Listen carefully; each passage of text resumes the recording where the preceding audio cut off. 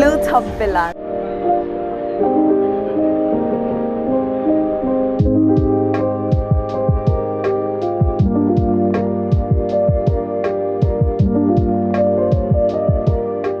So I'm here with Joe. Joe's the director of the place and he's going to be taking us around.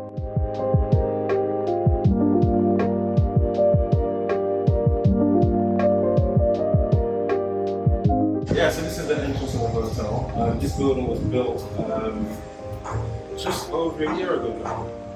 So it's been operational for about 10 months. This side has 21 rooms, that side has 7. So let me just take you to the reception. This is the reception area where you come and check in, check out. A lovely reception is here. You also have the executive rooms around the corner there.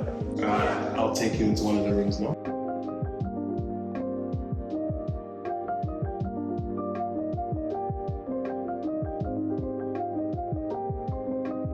So this one is a 180 room. Comes with a fridge, comes with air conditioning, DSTV.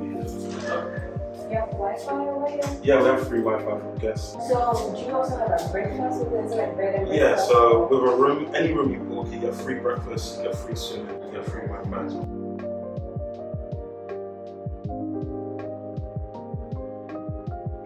So now I'll take you up to the first floor, where we have some of the balconies and some of the...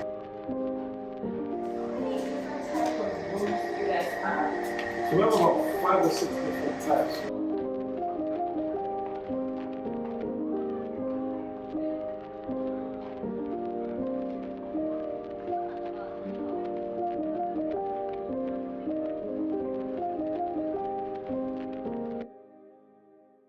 So this is a lounge.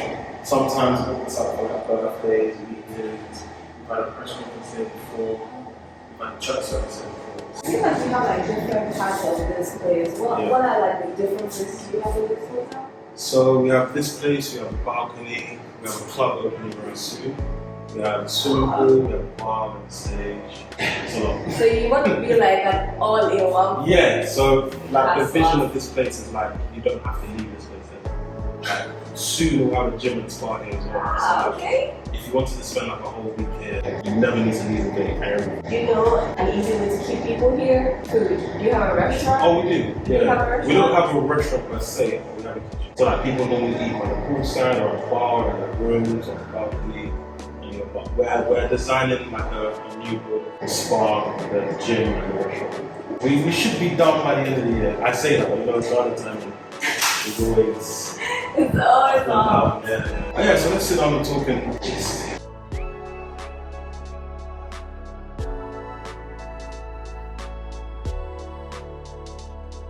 You've been going at this for about a year now, right? Yeah, pretty much. Pretty much a year. And how's it been for you? It's not been easy. It's not been easy. Like adjusting from like life in UK to life in Ghana, like has its pros and cons. Do you know what I'm saying? Like for example, like people always complain about like in Ghana, like when you're doing work with someone, unless it belongs to them, they don't really show that same enthusiasm. As let's say, like if you're in England and someone is working for you, they will show that enthusiasm. Yeah. But at the same time, like the freedom and like the culture in Ghana is much better than in UK. Like you're freer to do like certain things, and it's just a less stressful life. Even though it comes with certain stresses, but overall it's a less stressful life, 100%.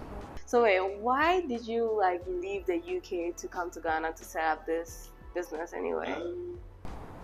It's my dad's fault. Yeah, it's my dad's fault. It's my dad's fault, and then we encouraged him to continue. So like the other building over there was built like years ago, like in like 2004. It was just meant to be like a private property for like residential. And then 2 or 3 years ago, my dad had the idea of turning that place into a guest house. Just like while no one was using it, just earn some income from it. Yeah. So then at first he was gonna build a conference center here because we had like a large space. He was gonna just make it like an events and conference ground. And then the idea came, oh, why not add more rooms? So then the idea of turning it into a hotel came, and then the events ground was here. Then we said, oh, add a swimming pool, add a bar, add a club, add a stage. So over time, it just turned into this. Yeah. And are you guys like reaping the benefits of? Oh, we are. It's doing well.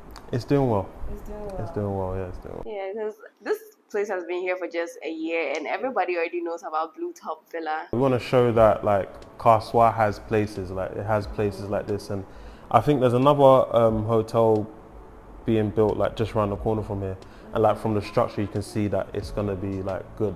And like sometimes in Ghana people think that competition, oh, you need to bring down the other person to be better, but like that competition is meant to like raise the standard of everyone. Do you know what I'm saying? So it's good. We're showing that Kasoa can have things on par with places in Accra.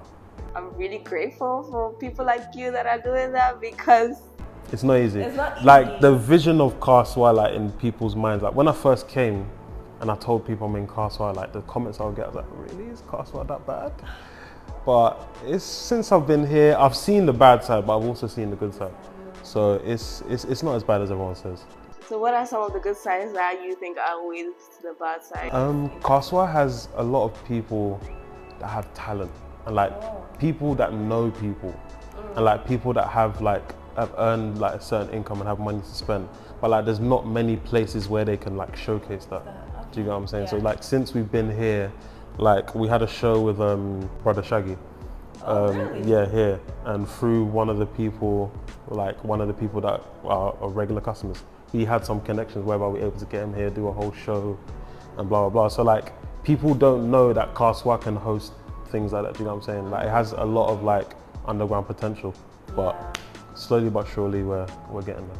Yeah, I think one thing that Kasoa really lacks is like a place where people can network. Yeah. Because it's mostly residential and everybody just stays at home and doesn't really know who is in Kasoa. And like we haven't really promoted ourselves that much yet. Like that side of it is still like in its early stages. So like most of the people that come here is like, oh, I heard that. Do you get what I'm saying? So we're working on getting some signages along the main road and working on our Instagram and YouTube and things like that. What's your Instagram? It's at Blue Top Villa Official on Instagram.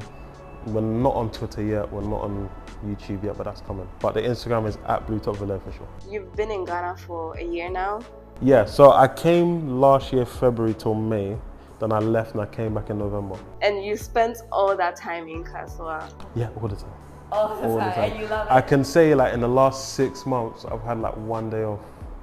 Like I've been constant Kasoa, Blue Top Villa, Blue Top Villa, Blue Top Villa. But I'm seeing the rewards, so I don't mind.